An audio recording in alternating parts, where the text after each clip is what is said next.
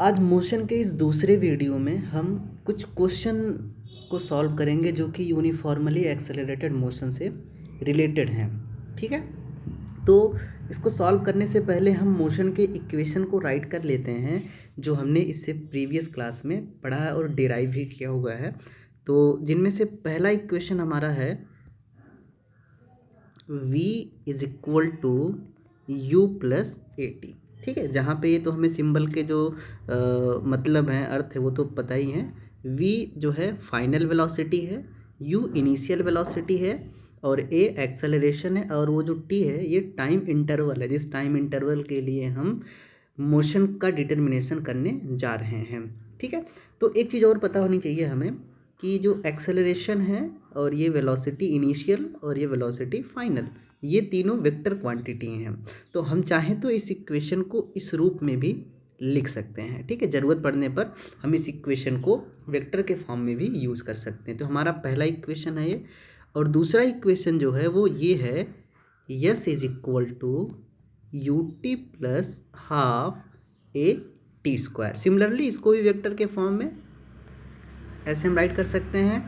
And हमारा जो third equation है वो कुछ इस प्रकार से है, v square is equal to u square plus two a yes.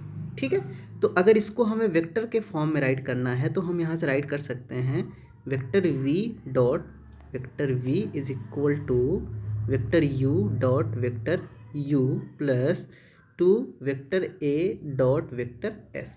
ध्यान रहे यहाँ पे ये जो ए और एस है ये दोनों एक ही डायरेक्शन में हैं। ठीक है, तो ये इस तरीके से हम यहाँ पे मोशन के तीनों इक्वेशनों को राइट कर लिया हमने। ठीक है, आइए अब कुछ क्वेश्चन को हम यहाँ पे देखते हैं।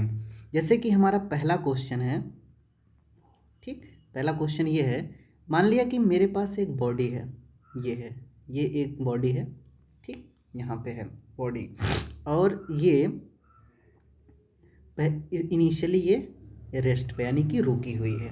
ठीक, अब ये रुकी हुई है, इस पे एक एक्सेलरेशन लग रहा है। जिस इंस्टेंट पे मैंने मेज़र करना शुरू किया, इस इंस्टेंट पे इस पे एक एक्सेलरेशन लग रहा है जो कि है 2 मीटर पर सेकंड स्क्वायर का, जिससे कि ये बॉडी मोशन करना स्टार्ट करती है। अभी एक्सेलरेशन कहाँ से आया होगा, इसमें फोर्स लगाने से आया होगा, एक कांस्टेंट मात्रा का फोर्स लगाया गया होगा इस बॉडी पे, जिससे इसमें एक्सेलरेशन 2 मीटर पर सेकंड स्क्वायर का आ गया है। इसके बारे में हम आगे के चैप्टर में पढ़ेंगे, जब हम फोर्स पढ़ेंगे तब फिर। ठीक है, कि कैसे फोर्स लगता है और किस प्रकार से एक्सेलरेशन आता है। ठीक, तो ये बॉडी ऐसे मोशन करने लगी एक स्ट्रेट पाथ पे। ठीक, और ये कुछ समय के बाद यहाँ पे पहुँच जाती है। ठीक है, यहाँ पहुँच जाती है, तो मैंने वो समय यानी कि टाइम टी मान लिया है कि ये 10 सेकंड है, यानी ये काम जो है 10 सेकंड तक हम ऑब्जर्व कर रहे हैं। तो इस समय यहाँ पे ये जो बॉडी है ये पहुँच गई होगी, इसकी कुछ ना कुछ वेलोसिटी हो गई होगी, और वही वेलोसिटी हमें फाइंड आउट करना है। ठीक है, ये क्वेश्चन है, तो आप स्क्रीन को पॉज कर लिए और इस क्वेश्चन को पहले सॉल्व करिए। ओके, इस क्वेश्चन को हम देखते हैं। देखिए, जो हमें गिवन चीज़ें हैं पहले हम राइट कर लेते हैं।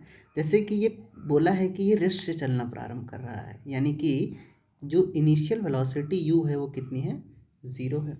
बाकी एक्सेलरेशन टाइम ये तो हमें गिवन है और हमने ऑलरेडी इसको सिंबॉलिक फॉर्म में राइट कर रखा। हमें फाइनल वेलोसिटी v पता करनी है।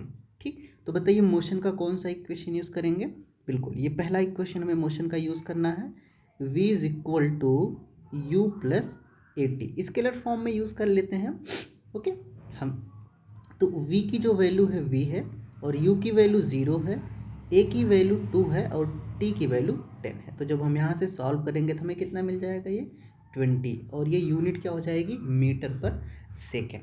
ठीक है, तो इस प्रकार से हमने एक क्वेश्चन सॉल्व कर लिया। आइए एक और क्वेश्चन देखते हैं हम यहाँ पे। ठीक है, दूसरा क्वेश्चन हम यहाँ पे देखते हैं। तो हमारा जो क्वेश्चन नंबर 2 है वो कुछ इस प्रकार से है कि अब अगर मान लीजिए क्वेश्चन नंबर 2 को हम क्वेश्चन नंबर 1 से ही रिलेट करते हैं। ठीक, क्वेश्चन नंबर 1 से रिलेट करते हैं। जैसे पहली चीज़ तो हमें इसमें v पता करना था। अब मैं कहता हूँ कि मुझे जो है v नहीं पता करना है भाई, मुझे v नहीं पता करना है।